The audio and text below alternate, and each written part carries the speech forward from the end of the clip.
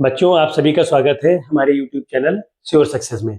आप सभी ने अभी तक पढ़ा था वी बॉड मास का रूल।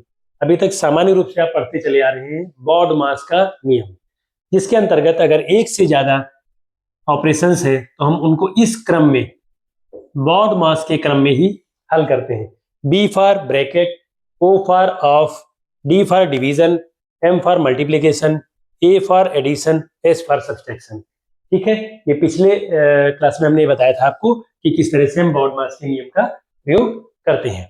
आज की बात आते हैं। आज हम आपको पढ़ाएंगे विभाज्यता का नियम। हम देखेंगे कि कोई भी एक संख्या हमको दी हुई है, कितनी भी छोटी या बड़ी से बड़ी संख्या है, तो वो 2 से विभाज्य है या 3 से विभाज्य है या 4 से विभाज्य है, इसको जानने का एक सामान्य और सरल नियम। ये नियम हम समझ लेंगे तो हमको उस संख्या को विभाजित करने की कोई जरूरत नहीं पड़ेगी। ठीक है, मतलब हम उस नियम के तहत ही देख करके कम समय में ये जान पाएंगे कि वो संख्या 2 या 3 या 4 या इनसे विभाज्य है या नहीं है। पहला नियम, पहला है 2 से विभाज्यता। 2 से विभाज्यता,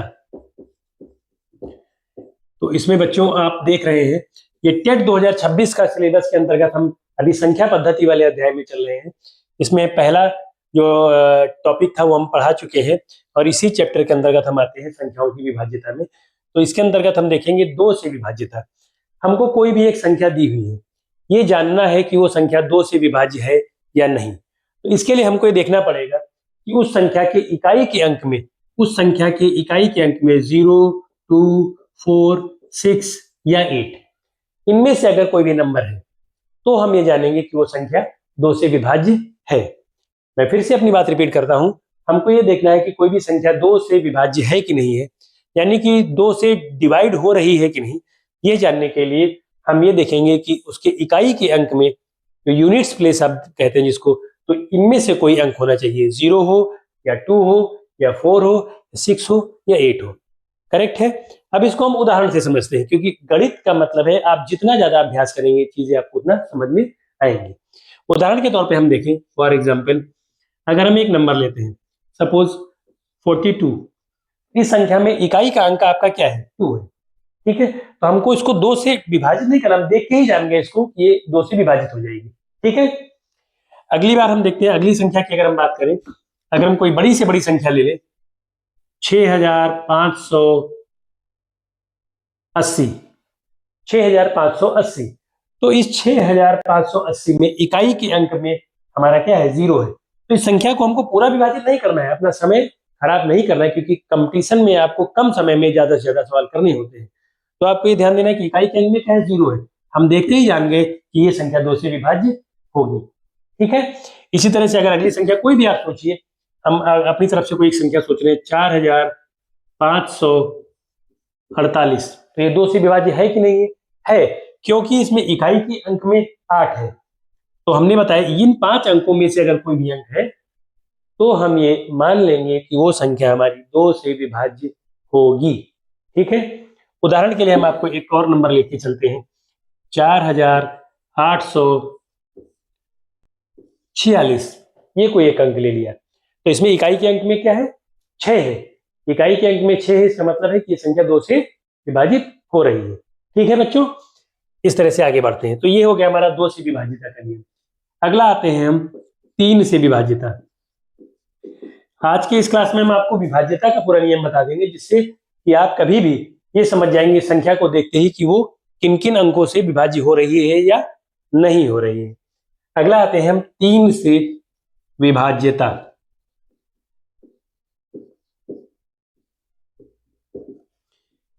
इसके अंतर्गत हम अपने कोई भी संख्या लेंगे, इसको हटा देते हैं पहले एग्जाम्पल्स को।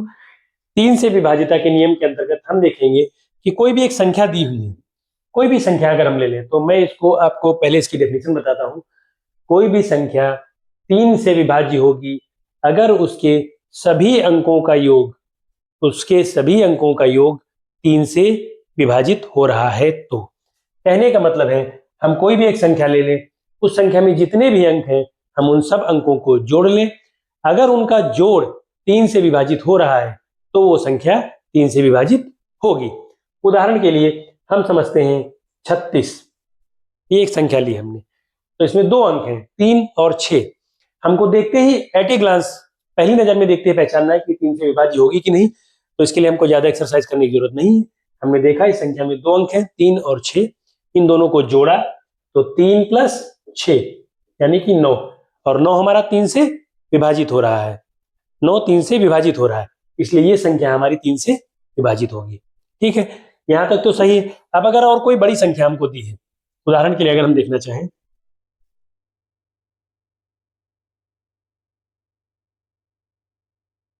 तो अगर एग्जाम में पूछा जाता है कि 3693 ये 3 से विभाजित हो रही है कि नहीं, तो अगर हम इसको मैनुअली 3 से इसको डिवाइड करेंगे तो हमारा समय ज्यादा लगेगा। एग्जाम में हमारे पास कम समय में हमको ज्यादा से ज्यादा प्रश्न करने होते हैं, तो ट्रिक्स अपनानी पड़ती। वही ये ट्रिक्स हम बता रहे हैं आपको। 3 से विभाजित में हम ये देखेंगे ये संख्या 3 से विभक्त हो रही है कि नहीं। इसके लिए हम क्या करेंगे, इस संख्या में कितने अंक हैं, ये इकाई, दहाई, सैकड़ा, हजार, ones, tens, hundreds and thousands. ठीक है, तो इसके सभी अंक जो है, चारों अंकों का हम जोड़ देखेंगे। चारों अंकों का जोड़ क्या होगा, इस संख्या के चारों अंकों का अगर हम जोड़ देखें यहाँ पर, तो हो जाएगा 3 + 6 + 9 + 3। ठीक है, आप जोड़िए, कितना हो जाएगा, 3 और 6 9, 9 और 9 18, 18 और 3 21, 21 आ रहा है। संख्या के सभी अंकों का जोड़ हमारा 21 आ रहा है। 21 हमारा 3 से विभाजित हो रहा है कि नहीं, 3 7 21। ठीक है, तो इसका मतलब ये संख्या हमारी 3 से विभाजित होगी। हमने देखते ही बता दिया, दिस इंप्लाइज, ये नंबर जो है इट इज डिविजिबल बाई 3 से विभाज्य है, 3 से विभाज्य है। ठीक है, इसके बाद आते हैं अगला नंबर 3, 4 से विभाज्यता।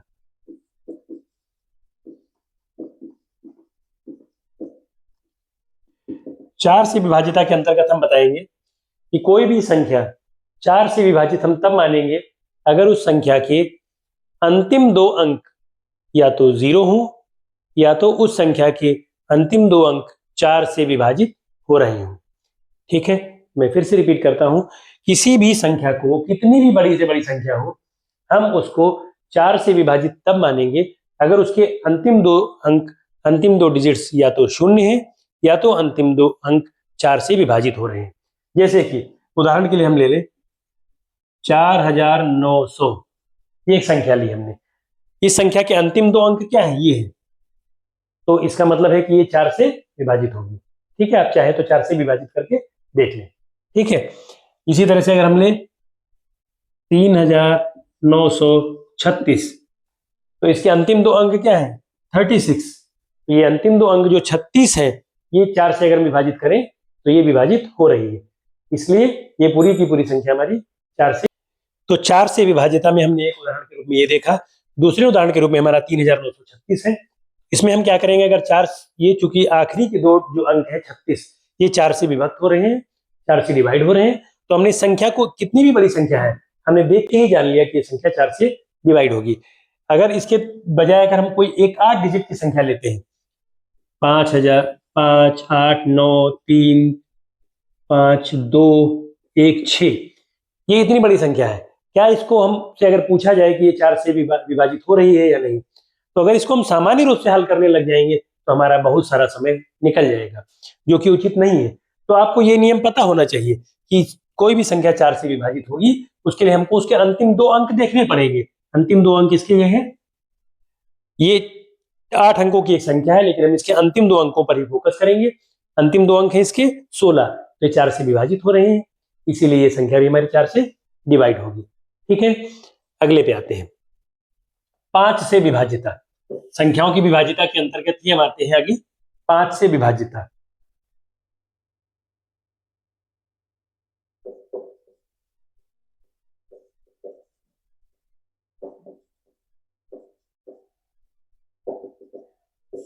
पांच से विभाज्यता का नियम बहुत ही सामान्य है। कोई भी संख्या हमारी 5 से विभाज्य मानी जाएगी अगर उसके इकाई के अंक में 0 है या 5 है। उसके यूनिट्स प्लेस पर इफ देयर इज 0 और 5 then that number will be completely divisible by 5। अगर किसी संख्या में इकाई के स्थान पर 0 या 5 है तो वो संख्या हमारी 5 से डिविजिबल मानी जाएगी। जैसे कि अगर हम ये संख्या एक देख लें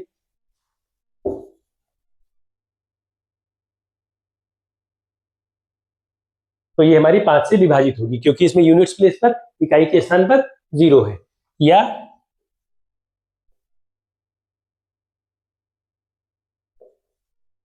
तो ये संख्या भी 5 से विभाजित मानी जाएगी, क्योंकि इकाई के स्थान पर यहाँ पर 5 है, इकाई के स्थान पर यहाँ पे 0 है। इन दोनों में से कोई अगर होगा तो वो संख्या हमारी 5 से विभाजित मानी जाएगी। ठीक है, आगे आते हैं 6 से विभाजिता। 6 से विभाजिता और भी अच्छा है। 6 से विभाजिता, इसको हम कर देते हैं 6 से विभाजिता। 6 से विभाजिता के अंतर्गत हम कैसे देखेंगे कि कोई भी संख्या 6 से विभाज्य है या नहीं है। तो इसको जानने के लिए हम क्या करेंगे, कोई भी संख्या हमारी 6 से विभाजित मानी जाएगी अगर ये 2 और 3 दोनों से ही विभाज्य हो रही है। कोई भी संख्या अगर 2 और 3 दोनों से ही विभाजित हो रही है तो हम उस संख्या को मानेंगे कि वो 6 से विभाजित है। 6 के 2 गुणनखंड होते हैं, जैसा कि आप समझ रहे हैं 2 और 3। तो 6 से विभाजिता के लिए बहुत ही सरलता से आपको देखना होगा कि वो संख्या 2 से भी विभाजित होनी चाहिए और 3 से भी विभाजित होनी चाहिए। ठीक है, कहने का मतलब हम इसका एक उदाहरण के तौर पे समझते हैं। जैसे कि अगर हम ले लें 36, तो ये एक नंबर है, ये नंबर हमारा 2 से भी विभाजित हो रहा है। इसको जानने के लिए हम यूनिट प्लेस पर देख रहे हैं, 6 है, 0 2 4 6 8 होना चाहिए, तो ये 2 से विभाजित हो रही है। ठीक है, साथ ही हमने चेक किया 3 से भी डिवाइड हो रही है, 3 12 जा 3 1 जा 3 एंड 3 2 जा 6, तो ये संख्या हमारी फिर इसका मतलब है कि ये 6 से विभाज्य है।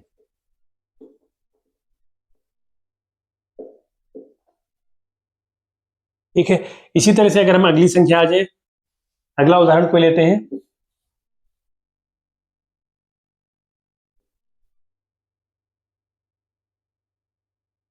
टू 4 3 6, अगर हमसे एग्जाम में पूछा जाता है कि ये संख्या 6 से विभाज्य है या नहीं, तो आपके पास में अगर आप सामान्य रूप से इसको विभाजित करेंगे तो काफी समय चला जाएगा। इसके लिए नियम जानना होगा कि संख्या 6 से विभाज्य है या नहीं। ये जानने के लिए हम देखेंगे कि वो 2 से विभाज्य होनी चाहिए और वो 3 से भी विभाज्य होनी चाहिए, क्योंकि 6, आप इसको याद रखने के लिए आपकी ट्रिक है कि 6 2 और 3 का गुणनखंड, 6 के गुणनखंड है 2 और 3। ठीक है, 6 के फैक्टर से 2 और 3, तो ये इसमें हम चेक करेंगे कि ये 2 से विभाज्य है कि नहीं। तो इसका यूनिट प्लेस देख रहे हैं, इकाई के अंक में 6 है, इसलिए ये 2 से विभाज्य है। 3 से विभाज्यता जांचने के लिए हम क्या करेंगे, इन सबके अंकों का योग देखेंगे। तो अंकों का योग हम ऐसे जानने के लिए क्या करेंगे, 2 + 4 + 3 + 6 इज इक्वल टू 2 और 4 6 3 9 एंड 6 15। तो इसके अंकों का योग हमारा 3 से डिवाइड हो रहा है। इसका मतलब ये संख्या हमारी 3 से भी विभाजित हो रही है और ये संख्या हमारी 2 से भी विभाजित हो रही है। क्योंकि ये संख्या 2 और 3 दोनों से विभाजित हो रही है, इसका मतलब है कि ये संख्या 6 से विभाज्य है। मैं फिर से बात रिपीट कर रहा हूं, 6 से विभाजिता जांचने के लिए हमको देखना पड़ेगा कि संख्या 2 और 3 दोनों से ही विभाजित होनी चाहिए।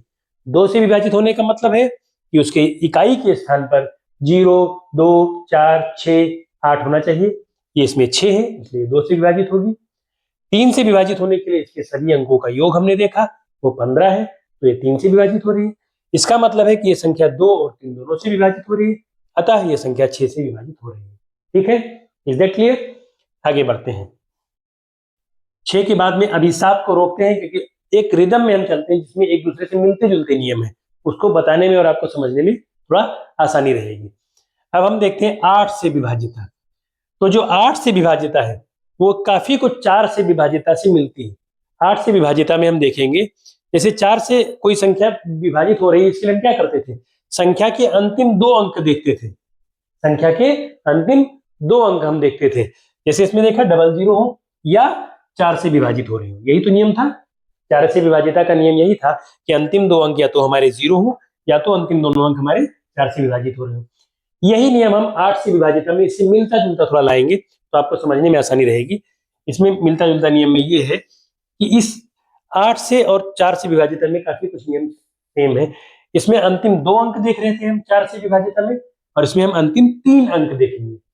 तो किसी भी संख्या के अंतिम 3 अंक अगर या तो 0 है, अंतिम 3 अंक या तो 0 है, या अंतिम 3 अंक जो है, अंतिम 3 अंक हमारे 8 से विभाज्य है,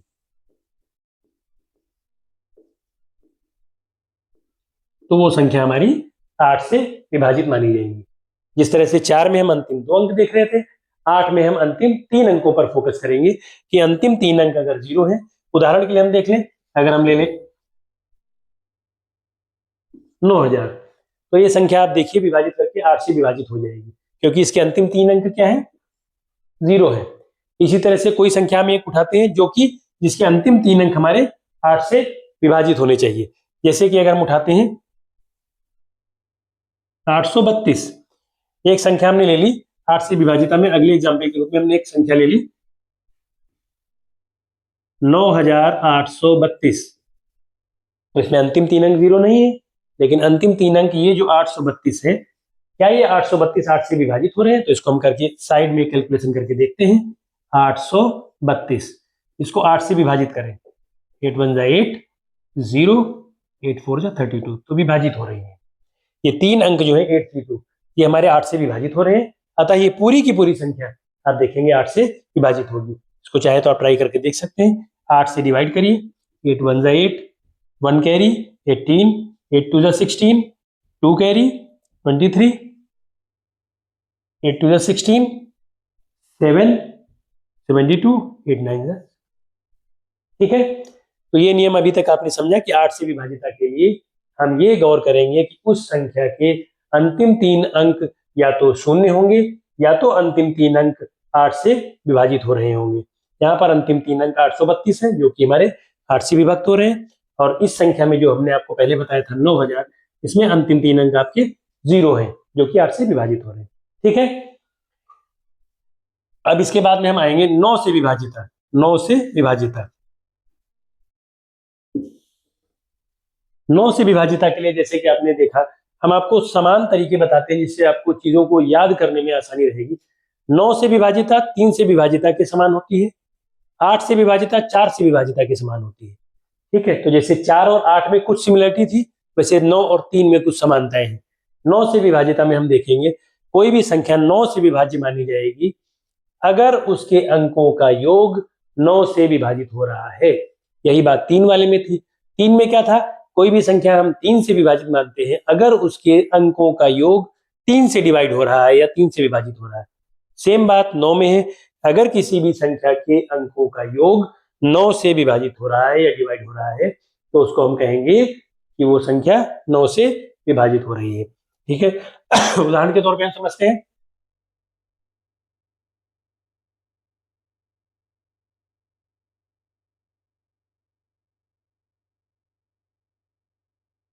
कि एक संख्या ली, इस संख्या को हम देख करके एट ए ग्लांस कैसे समझें कि ये 9 से विभाजित हो रही है या नहीं।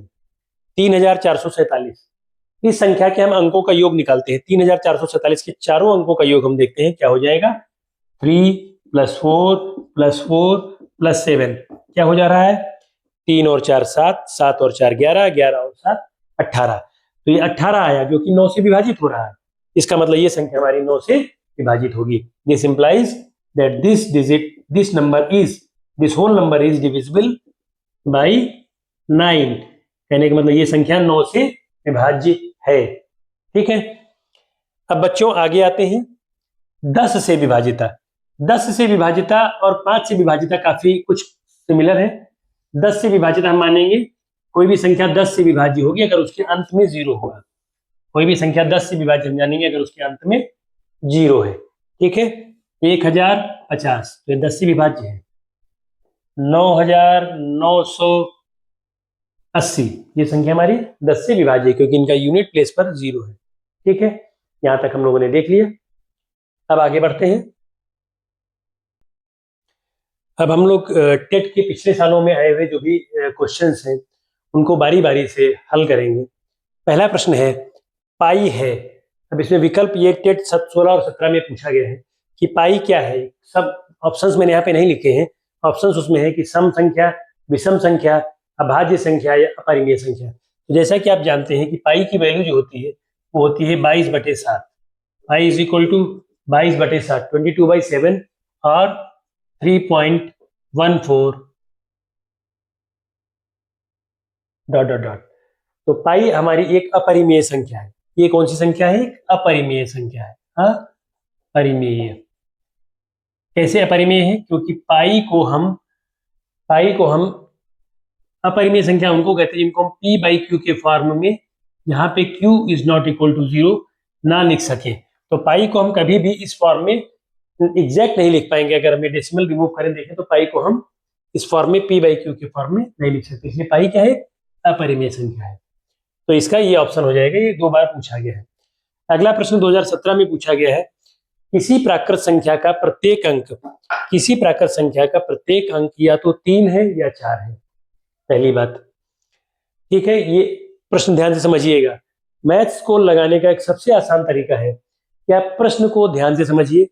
आप पूरा प्रश्न अगर ध्यान से समझ गए तो इसका मतलब 50% आप अपने हल के नजदीक पहुंच गए हैं। ये कह रहा है किसी प्राकृत संख्या का प्रत्येक अंक या तो 3 है या 4 है। यह 3 और 4 दोनों से विभाजित होती है। ऐसी सबसे छोटी, इस बात को बहुत गौर से समझिएगा, ऐसी सबसे छोटी संख्या कौन सी है। तो हम ये देखेंगे बच्चों कि अब हम देखना शुरू करेंगे, या तो 3 है या 4 है, यानी कि ये चारों विकल्प हमारे सामने दिए गए, इन्हीं में से कोई एक विकल्प है। अब अगला पार्ट कह रहा है कि 3 और 4 दोनों से विभाजित हो रही है, हम ये भी चेक करेंगे। उसके बाद हमको देखना होगा कि ऐसी सबसे छोटी संख्या कौन सी है। तो हम शुरू करते हैं। सबसे पहले देखते हैं सबसे छोटी संख्या कौन है, 44 है। तो हम ये देखेंगे कि 44 3 और 4 दोनों से विभाजित हो रही कि नहीं, ये भी हमको चेक करना है, क्योंकि प्रश्न में कहा गया है कि संख्या 3 और 4 दोनों से विभाजित हो रही है। तो हम इसमें देखेंगे कि क्या ये 3 से विभाजित हो रही है और 4 से, दोनों की चेक करनी हमको है विभाजिता। तो हम 3 से देखेंगे, तो 3 से विभाजिता का हमने क्या नियम आपको बताया था कि अंकों का योग 3 से डिवाइड होना चाहिए। तो इस 44 के दोनों अंकों का योग क्या हो गया, 4 + 4 8, वो 3 से नहीं कट रहा है, 3 से डिवाइड नहीं हो रहा है, इसलिए ये 3 से विभाजिता वाला इसमें नहीं लग रहा है। तो ये 44 का ऑप्शन गलत है। ठीक है, अगला आते हैं, इससे बड़ी कौन सी थी, 333 थी। 333 में अगर हम इन तीनों को जोड़े तो 3 + 3 + 3 9 हो गया। तो 3 से तो विभाज्य है, लेकिन ये 4 से विभाज्य नहीं है। क्यों? क्योंकि इसके अंतिम जो 2 अंक है ये या तो 0 होते या तो अंतिम 2 अंक हमारे 4 से विभाज्य हो रहे होते। तो 0 तो नहीं, लेकिन 33 4 से नहीं डिवाइड हो रहा है, इसलिए ये भी हमारा, ये कंडीशन भी नहीं होल्ड करी कि 4 से विभाजित नहीं हो रही, इसलिए ये भी नहीं हो सकता है। तीसरे विकल्प पे हम आते हैं, 444। इसको देखते हैं, पहले 3 से विभाजिता चेक करते हैं। तो 3 से विभाजिता चेक करने के लिए हम देखेंगे 444 के तीनों अंकों का योग करेंगे, 4 4 4 मिला के 12 हो जाएगा, जो कि 3 से कट रहा है, इसलिए 3 से डिवाइड हो रही है। और साथ ही में ये संख्या 4 से भी डिवाइड हो रही है, इसलिए ये 3 और 4 दोनों से डिवाइड हो रही है। इसका मतलब यही संख्या होगी। क्यों? क्योंकि अगली संख्या इससे बड़ी है। हमसे प्रश्न में पूछ रहे सबसे छोटी संख्या चाहिए, तो सबसे छोटी का मतलब है ये दो चूंकि डिवाइड ही नहीं हो रही थी, अब बचती है ये 444। तो यही हमारा फाइनल आंसर होगा, क्योंकि ये वाली तो काफी बड़ी इससे है। ठीक है, हमको सबसे छोटी संख्या, तो सबसे छोटी संख्या यही 444 हो जाएगी। हमारा फाइनल आंसर होगा 444। ठीक है, answer will be 444। Answer will be second 444। क्यों? क्योंकि ये 3 से भी विभाजित हो रही है, इसके अंकों का योग 3 से विभाजित हो रहा है, इसलिए 3 से डिवाइड हो रही है। और ये 4 से भी डिवाइड हो रही है, क्योंकि इसके अंतिम 2 अंक हमारे 4 से विभाजित हो रहे हैं, इसलिए 4 से विभाजित हो रही है और सबसे छोटी संख्या है। ठीक है, आगे आते हैं। यदि संख्या, ये संख्या दे रखी है आपको, पूरी बड़ी सी संख्या दे रखी है, और ये संख्या कह रहे हैं 6 से पूर्णतः विभाज्य, यानी this number is completely divisible by 6। तो a के स्थान पर सबसे बड़ा अंक होगा, तो a की वैल्यू पूछ रहे हैं। If this number is completely divisible by 6 then what will be value of a। इस संख्या को हम a की वैल्यू निकालेंगे। तो हम ये देखते हैं कि 6 से पूर्णतः विभाज्य होने के लिए, 6 से पूर्णतः विभाज्य होने के लिए हमने जो कंडीशन बताई थी कि कोई भी संख्या कितनी भी बड़ी से बड़ी या छोटी से छोटी संख्या हो, वो 6 से विभाज्य होगी अगर ये 2 और 3 दोनों से ही विभाज्य हो। कोई भी संख्या हमारी 6 से डिवाइड होगी अगर ये 2 और 3 दोनों से डिवाइड हो रही है। ठीक है, तो हम इसमें चेक करेंगे, 2 से डिवाइड वाला अगर हम चेक करेंगे तो क्या ये ऑप्शन आएगा? नहीं आएगा, क्योंकि यूनिट प्लेस पर ये वाला अंक जो है यूनिट की जगह पे, इकाई के स्थान पे। तो 2 से विभाजिता के लिए क्या होना चाहिए था? 2 से विभाजिता के लिए इकाई के स्थान पर 0 2 4 6 8 होना चाहिए था। यहाँ पर a की जगह पर अगर हम 5 लेते हैं तो ये 2 से डिवाइड नहीं होगी, इसलिए ये ऑप्शन नहीं हो सकता। आगे देखते हैं, सबसे बड़ा अंक हमको देखना है। a की जगह पर अगर हम 6 लें तो ये 2 से तो विभाजित हो रहा है, लेकिन 3 से विभाजित चेक करने के लिए हमको इसके सारे अंकों का योग करना पड़ेगा। तो इसके सारे अंकों का योग हम साइड में करके देख लेते हैं। सारे अंकों का योग हम कैसे करेंगे? 6 + 2 + 5 + 3 + 2 + 9 + 1 + 5, ये क्या आ जाएगा बच्चों? 6 2 8 5 13 3 16 2 18 और 9 27 1 28 5 33, यानी ए को छोड़ करके बाकी सबका योग हो जाएगा 33। तो इस 33 में अगर हम देखें ए, तो ए की जगह पर अगर हम 6 जोड़े तो 33 और 6 39, जो कि 3 से भी विभाज्य हो रहा है। तो अभी तक तो हमारा ये मामला सही लग रहा है। और सबसे बड़ा अंक चाहिए तो क्या 8 हो सकता है? 8 में 2 से तो कट जाएगा, लेकिन 8 अगर हम 33 में जोड़ते हैं तो 33 और 8 41 हो जा रहा है, वो 3 से नहीं कट रहा है। इसी तरह से हम देखेंगे 7, अगर हम ए की जगह पे 7 रख के देख रहे हैं तो 33 में ये 7 जोड़ेंगे, 33 और 7 40, वो भी हमारा 3 से नहीं कट रहा है। यानी कि 3 से डिवाइड होने में सिर्फ 6 वाली कंडीशन हमारी लागू हो रही है, इसीलिए सबसे बड़े से बड़ा अंक होगा 6, यानी ए की वैल्यू क्या हो जाएगी? 6 हो जाएगी। मैं फिर से अपनी बात रिपीट कर रहा हूं, इस संख्या को चेक करना है कि ये संख्या पूरी तरह से 6 से विभाज्य है, तो ए की वैल्यू सबसे बड़े से बड़ा नंबर क्या होगा, यह जानने के लिए हम सबसे पहले इसके सारे अंकों का योग कर लेते हैं। सारे अंकों का योग हो जाता है 33, ए छोड़ करके, क्योंकि ए की वैल्यू निकालनी है, तो 33 सारे अंकों का योग हो जाता है। अब हम 2 से विभाजिता चेक करने के लिए अगर सबसे पहले 5 में देखेंगे, तो अगर यहाँ पे 5 रख दें तो 2 से डिविजिबल नहीं होगा, इसलिए ऑप्शन खत्म हो गया। 6 रख दें तो 6 में 2 से भी कट रहा है, और 6 रखने पर 33 और 6 39 हो जाएगा, तो 3 से भी कट रहा है। बाकी दोनों के लिए वो 3 से नहीं कट रहा है, इसलिए सबसे बड़े से बड़ा अंक हमारा 6 होगा। ठीक है, यहाँ पर बच्चों ये तीनों प्रश्न जो है टेट में पिछले सालों में आए हुए प्रश्न। अगला प्रश्न, ये सब टेट में पिछले सालों में आए हुए क्वेश्चन है, जिनको हम बारी बारी से हल कर रहे हैं। अगला प्रश्न संभवतः 2013 में पूछा गया टेट में।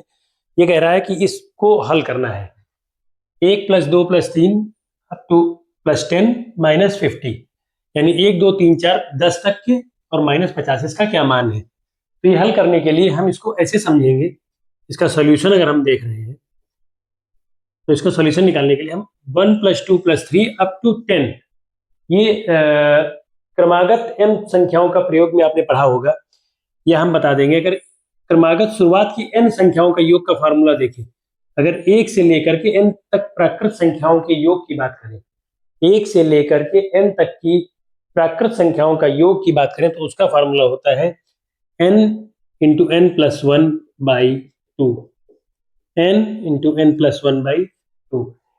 क्रमागत n संख्याओं का योग, क्रमागत n प्राकृत संख्याओं के योग का जो सूत्र है वो है n × n + 1/2। यहाँ पर आ रहा है 1 + 2 + 3 + 10 तक आ रहा है, तो ये n की वैल्यू हो जाएगी यहाँ पर 10। तो अगर हम इसको सॉल्व करेंगे तो हम यहाँ पर देखेंगे, अगर हम देखें 1 + 2 + 3 + 10, यहाँ तक की वैल्यू क्या हो जाएगी, यहाँ तक की वैल्यू हो जाएगी n की जगह पे क्या आ जाएगा, इसका फार्मूला होता है n × n + 1/2। तो इसकी जगह पे, इसमें n की जगह पे क्या है, 10 है, n की जगह पे 10 है, यानी हो जाएगा 10 + 1/2, 10 × 11/2, 2 × 2 2 5, ये हो गया 55। अब ये वैल्यू पूरी पूछ रहे हैं कि ये -50, तो यानी कि ये हो जाएगा कि 1 + 2 + 3 + 10 - 50। इसमें से हम इसकी वैल्यू निकाल चुके हैं, 1 + 2 + 10 तक की वैल्यू हमने क्या निकाली है, 55, 55। तो इसकी वैल्यू 1 + 2 + 10 तक हो गया 55, और ये एज इट इज रहेगा -50, 55 - 50 यानी कि 5। ये है आंसर हमारा, 5 will be our answer final. ठीक है, 5 हमारा फाइनल उत्तर है। बात समझ गए? शुरुआत क्रमागत n प्राकृत संख्याओं का योग में हमने फार्मूला यूज किया n × n + 1/2। यहाँ पर चूंकि 10 थे, 1 से लेकर 10 तक थी, इसलिए n की वैल्यू हो गई 10, तो यहाँ पर हो गया 10 × 10 + 1/2, 55 आ गया। और फिर हमने इस अपने जो क्वेश्चन पूछा गया उसमें 1 + 10 तक की वैल्यू निकाली थी, जो 55 रख दी, -50 यानी कि 5 हो गया। नेक्स्ट वन, अगला भी टेट में आया हुआ प्रश्न है। ये कह रहा है यदि संख्या ये दी हुई है 3 से विभाज्य है, तो इसमें क्वेश्चन मार्क की जगह पे कौन सा सबसे बड़ा अंक होगा, ये भी ध्यान रखिएगा, सबसे बड़ा अंक। प्रश्न को समझते समय उसका कोई भी पार्ट आप गलती से मत छोड़िएगा। जैसे ये संख्या दी हुई है, अब इसमें इस क्वेश्चन मार्क की जगह पे कह रहे हैं कि सबसे बड़ा अंक कौन सा आएगा, और ये कह रहे हैं कि 3 से विभाज्य संख्या, तो इसमें कौन सा रूल लगेगा? हमने आपको विभाज्यता का नियम पढ़ाया था। विभाज्यता के नियम में किसी भी संख्या को 3 से विभाजित होने के लिए क्या था, उस संख्या के सभी अंकों का जोड़ 3 से विभाजित होना चाहिए। Any number is divisible by 3 if sum of all its digits is divisible by 3। किसी भी संख्या के सभी अंकों का जोड़ अगर 3 से विभाजित हो रहा है तो वो पूरी संख्या 3 से विभाजित होगी। इसमें हम यहाँ पर देख रहे हैं ये संख्या है 513, 24, 16 और एक क्वेश्चन मार्क। तो इस संख्या के बाकी सभी अंकों का योग हम निकाल लेते हैं। इसको जब हल करेंगे हम, इसके बाकी सभी अंकों का योग, ये था संख्या हमारी। तो इसमें क्वेश्चन मार्क छोड़ करके जो इतने अंक हैं इनका हम योग निकाल सकते हैं। यहाँ पे साइड में कॉपी की साइड में इन बाकी अंकों का योग हम कर लेंगे। 5 + 1 + 3 2 4 1 6, इनका जोड़ हम निकाल लेंगे। 9 11 4 15 1 16 और 6 22। बाकी सारे अंकों का जोड़ जो क्या आ गया, 22 आ गया। यानी यहां से यहां तक के अंकों का अगर हम जोड़ करें, यहां से यहां तक इसको सर्किल कर ले तो ये आ गया 22। अब ध्यान देने वाली बात है कि पूरी संख्या 3 से विभाजित हो रही है, तो हम ये इसमें गौर करेंगे कि कौन सा अंक रख दे जिससे कि वो संख्या 3 से विभाजित भी हो जाए और बड़े से बड़ी हो। तो हम एक तरफ से चलते हैं। अगर यहाँ पे क्वेश्चन मार्क की जगह पे 8 रखेंगे तो 22 में 8 जुड़ जाएगा, 30 हो जाएगा। लेकिन वो सही है, 22 में 8 जुड़ जाएगा, 30 हो जाएगा, तो 8 करेक्ट है आंसर। लेकिन आगे बढ़ते हैं, अगर 6 रखें, 22 में 6 जोड़ेंगे तो हो जाएगा 28। 28 3 से नहीं कट रही, इसलिए ये ऑप्शन गलत है। क्वेश्चन मार्क की जगह पे 7 रखेंगे तो 22 में 7 जुड़ेगा, 29 हो जाएगा, 29, वो भी 3 से नहीं कट रहा है, ये भी नहीं हो सकता है। अब 22 में 9 रखते हैं, क्वेश्चन मार्क की जगह पे 9 रख के देखिए अगर हम, तो 22 में 9 जुड़ जाएगा, हो जाएगा 31, 31, वो भी हमारा 3 से नहीं कट रहा, यानी कि हमारे पास एक ही ऑप्शन बच रहा है 8। तो यहाँ पर क्वेश्चन मार्क की जगह पे हम क्या रखेंगे, 8, क्योंकि 8 रखने पर ये संख्या हो जाएगी, क्वेश्चन मार्क हट जाएगा, ये संख्या हो जाएगी पूरी, ये भी हट जाएगा आपका, ये पूरी संख्या आपकी ऐसी हो जाएगी ये। तो इसके सभी अंकों का योग हो जाएगा 22 और +8 30 हो जाएगा। तो इस संख्या के अंकों का योग 30 हो जाएगा, जो कि 3 से कट रहा है, इसलिए ये संख्या हमारी 3 से विभाजित भी होगी और ये सबसे बड़ा अंक भी है, जो भी ऑप्शन है इसमें से। इसलिए हमारा करेक्ट ऑप्शन है 8। आगे अभी तक हम जो संख्या पद्धति में पिछले वर्षों में टेट में आए हुए प्रश्नों को देख रहे हैं, एक एक करके बारी बारी से हल कर रहे हैं। इसी क्रम में हम आगे बढ़ते हैं। 2011 में आया हुआ प्रश्न है, 4 अंकों वाली बृहत्तम तथा न्यूनतम संख्याओं का योगफल। 4 अंकों की बृहत्तम यानी बड़ी से बड़ी और न्यूनतम यानी छोटी से छोटी संख्याओं का योगफल क्या है। तो इसको हल करते समय हम देखेंगे सॉल्यूशन। 4 अंकों की बृहत्तम संख्या, अगर हम 4 डिजिट्स की सबसे बड़ी से बड़ी संख्या की बात करें तो बड़ी से बड़ी संख्या कौन सी होगी, 9999। ठीक है, ये 4 अंकों की बृहत्तम संख्या हो गई, सबसे बड़ी से बड़ी संख्या हो गई। ठीक है, ये हो गई हमारी बृहत्तम। और न्यूनतम संख्या कौन सी हो गई, अगर हम बात करें न्यूनतम, तो 4 अंकों की छोटी से छोटी संख्या कौन सी होगी, 4 अंकों की छोटी से छोटी संख्या जो होगी,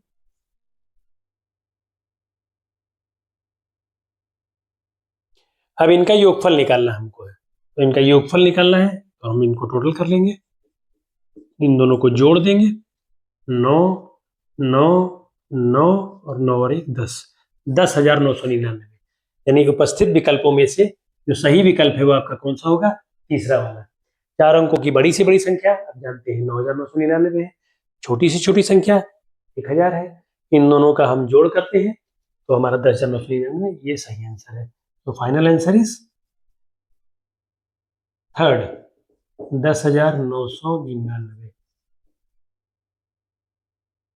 चलिए अगला हम देखते हैं, 999 और 3000 के बीच में 4 अंकों वाली कितनी संख्याएं हैं, इसके बीच में 999 से लेकर के 3000 के बीच में। तो अगर हम बात करें इस क्वेश्चन को हम समझते हैं इस तरीके से कुछ कि 999 999 के बाद अगली संख्या क्या आ जाएगी?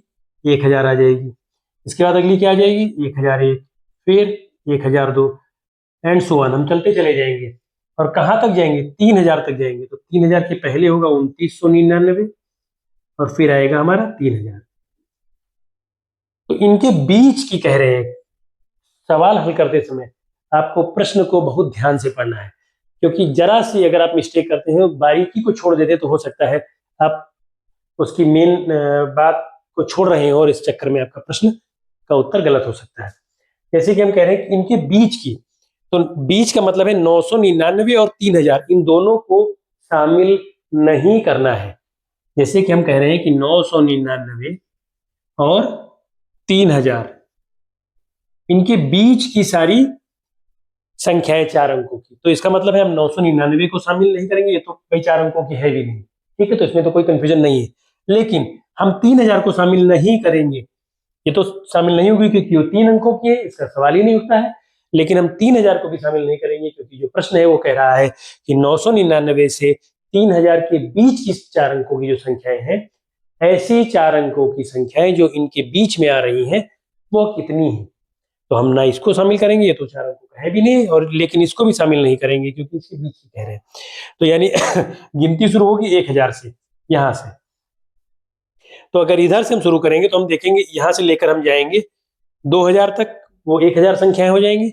2000 से 3000 तक वो 1000 संख्याएं हो जाएंगी, ठीक है। तो 1000 और ये 1000, 2000 संख्याएं हो गई। और अगर हम इसमें इसको शामिल कर लेते हैं 1000 को, 1 से लेकर के 1001 से लेकर के 1001 से 2000 तक, ये 1000 संख्याएं हो गई। और 2001 से लेकर के 3000 तक, ये 1000 संख्याएं हो गई। और प्लस ये हमारी हो गई 1000। तो इसका मतलब कुल संख्याएं कितनी हो गई? अगर इनको जोड़ लें तो 1000, 1000, 1000, 2000 और 1, 2001 हो गया। लेकिन 2001 में से हमको किसको घटा देना है? इस 3000 को नहीं लेना है, तो इसमें -1 कर देंगे तो ये आ जाएगा 2000। यानी आपका जो उत्तर है ये सही है। दूसरा फिर से रिपीट कर रहे हैं, 999 के बाद 1000, 1000 के बाद 1001, 1002, 1003 से लेकर के 3000 तक चले जाएंगे। 3000 को शामिल नहीं करेंगे, गिनती शुरू करेंगे 1000 से। 1000 से लेकर के 3000 के बीच में कुल, इनको अगर 1000 को शामिल कर दें, इसको भी शामिल करते हैं, तो 2001 संख्याएं हो जा रही हैं। 2001 संख्याओं में से हम चूंकि इसको शामिल नहीं करें, एक निकाल देंगे, हमारा 2000 फाइनल आंसर होगा। इसी के साथ हम आज की कक्षा यहीं पे समाप्त करते हैं। टेट के पिछले सालों में आए हुए प्रश्न को हम हल कर रहे थे। इसी क्रम में हम लोग आगे कल मिलेंगे, और आप सबसे ही हमारा निवेदन है कि आप जो भी प्रश्न हम बता रहे हैं, उन प्रश्नों को आप घर पे भी रिवाइज करिएगा, और अगर कोई क्वेरी हो तो आप कमेंट बॉक्स में लिख सकते हैं। धन्यवाद।